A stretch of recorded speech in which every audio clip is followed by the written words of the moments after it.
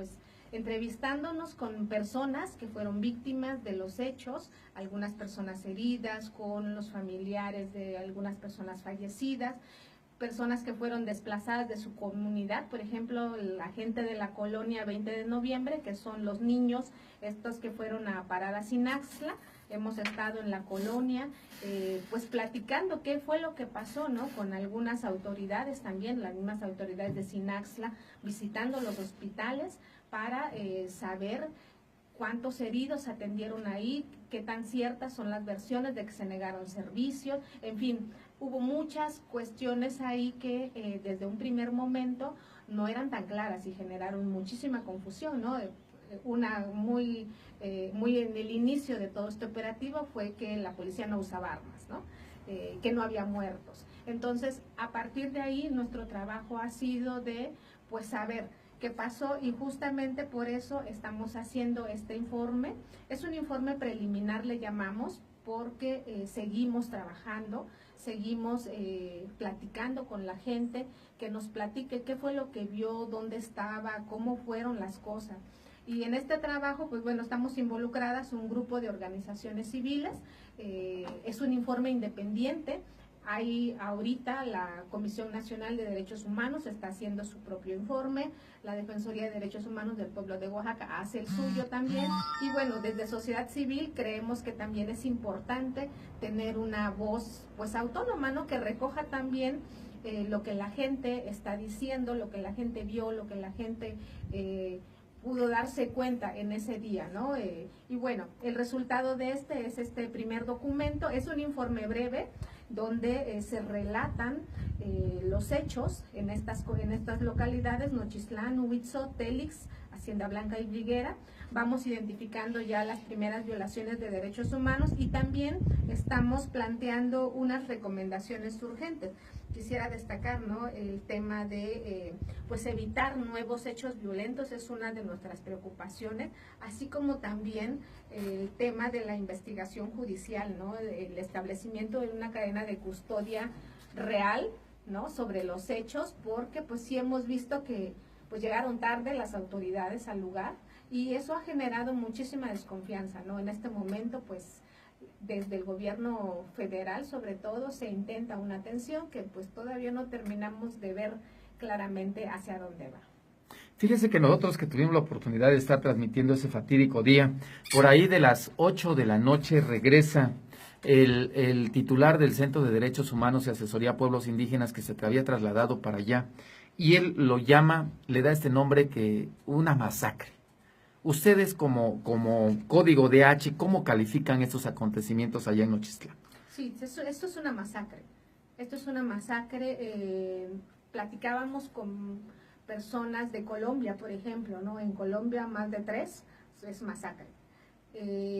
Y nos decían, es que nos sorprende muchísimo que en México no se, como que se minimiza, ¿no?, la situación, cuando en Colombia por una situación así ya esto es un escándalo, ¿no? Y eso nos llamaba mucho la atención porque efectivamente nosotros sí seguimos pensando que esto fue una masacre, ¿no? Y hasta ahorita los testimonios apuntan, todos los que hemos recogido apuntan a que las personas fallecidas, hemos podido ubicar como a 4 o 5, pues las balas vinieron desde la policía, ¿no? Y esto es una pues situación muy grave, ¿no? Porque ellos iban a un desalojo, hasta donde también tenemos testimonios, no hubo ningún aviso, llegaron lanzando gas y eso generó pues la reacción de la gente, ¿no?, el enojo de la gente que empezó a responder ante la agresión de la policía. ¿En qué momento se empiezan a activar las armas? No hemos podido identificar todavía el momento exacto, qué fue lo que detonó el uso de armas de fuego, pero antes de las 9 de la mañana ya había armas de fuego. Ya había armas de fuego. Había disparos. Había disparos y también había un helicóptero sobrevolando el lugar, lanzando gases lacrimógenos en toda la zona, ¿no? A las 8:30 de la mañana fueron detenidas las personas del panteón, ¿no?, que ellos se encontraban, son casi todos familiares, amigos del señor Francisco Cruz, me parece, que había fallecido el día antes, ¿no? Entonces ellos iban a hacer la tumba, iban a acabar la tumba para hacer el entierro ese día más tarde. Entonces ellos estaban haciendo ese trabajo. Pues es un trabajo que nos han dicho, ¿no? Pues es parte de la costumbre local, pues no van 2 o 3 nada más, no van solo los panteoneros, no va la familia y están ahí, ¿no? Entonces, bueno, ellos fueron detenidos a las 8:30 de la mañana. Entonces, estamos hablando, por lo menos en lo que hemos podido identificar, que el operativo inició entre 7 y 8 de la mañana, ¿no? La gente de la colonia 20 de noviembre y mucha gente de las comunidades cercanas, Etlatongo, por ejemplo, hay varias comunidades que atraviesan la carretera, venían al mercado. Entonces ya desde temprana hora algunos ya ni pudieron pasar, pues no, vienen taxis, vienen camionetas, gente que va llegando al mercado, pues no. Como es un cruce, pues vienen de todos lados, la gente no viene solo de la población, vienen también del lado contrario, pues, ¿no? Entonces, esas situaciones, pues, desconocemos por qué no fue tomada en cuenta en un operativo de esta naturaleza. Tal vez lo vieron muy fácil, ¿no? Tal vez solo pensaron que era, sí, vamos a quitar un bloqueo acá, ¿no?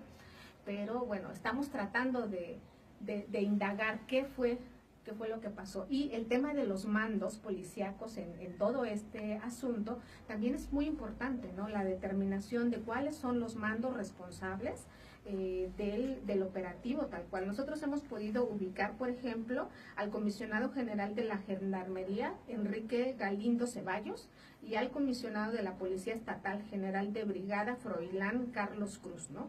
Estos son los titulares, digamos, ¿no? De la seguridad pública, tanto del Estado como de la Gendarmería Federal. Entonces, ahí tiene que haber una responsabilidad de mando, tal cual, ¿no? Es un asunto de niveles de mando, ¿no? ¿Quién nos orquestó directamente el operativo? Pues eso todavía lo seguimos preguntando.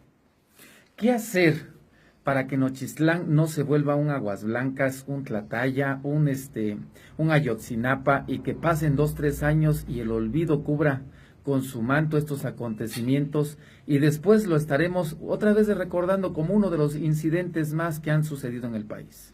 Bueno, creo que hay muchísimo que hacer, ¿no? En primer lugar, creo que independientemente de que las personas decidan o no hacer una denuncia judicial, es importante hablar de lo que pasó, ¿no? Porque en esa medida también rompemos un silencio que es un silencio que abona a la impunidad, ¿no? La impunidad es uno de los males más nefastos de este país.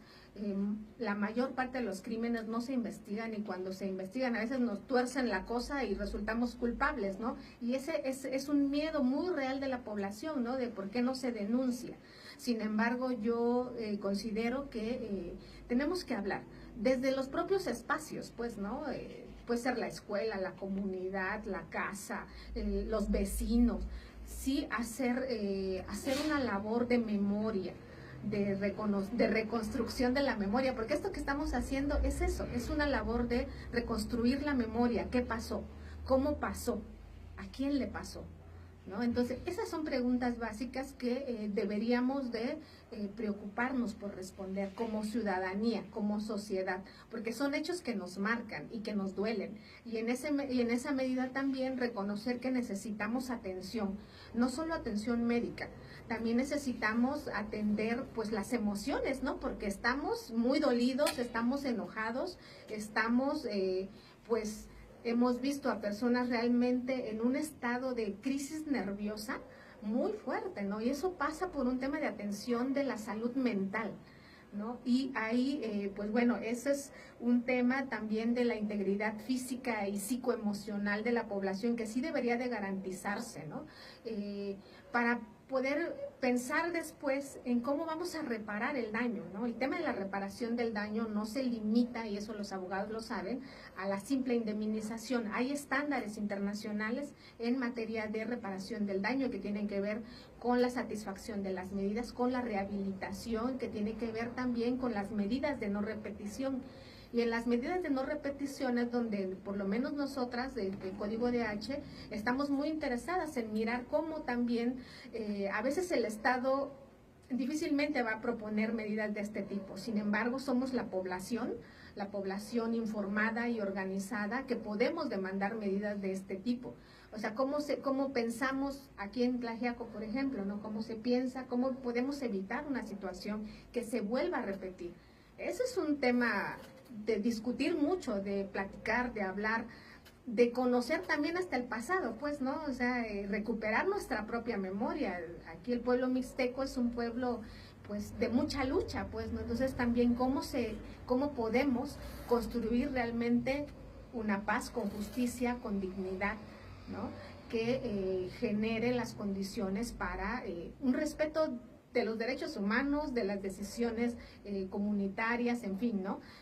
Hay muchísimo que hacer, en ese sentido hay mucho que hacer, y sí pienso que la peor salida es el silencio, ¿no? O sea, quedarnos con nuestro dolor, con nuestra frustración, con nuestro enojo, eso pues en un momento dado explota, ¿no? Y sí se tiene que procesar, ¿no? Lo que aquí ha pasado es muy grave, realmente es muy grave, el uso de armas de fuego contra la población civil desarmada es un asunto realmente de muchísima gravedad. Además, en un contexto donde lo que se está hablando es la reforma de la educación, ¿no? Creo que eso le da una dimensión todavía de mayor gravedad a lo que aquí ha pasado. Bueno, pues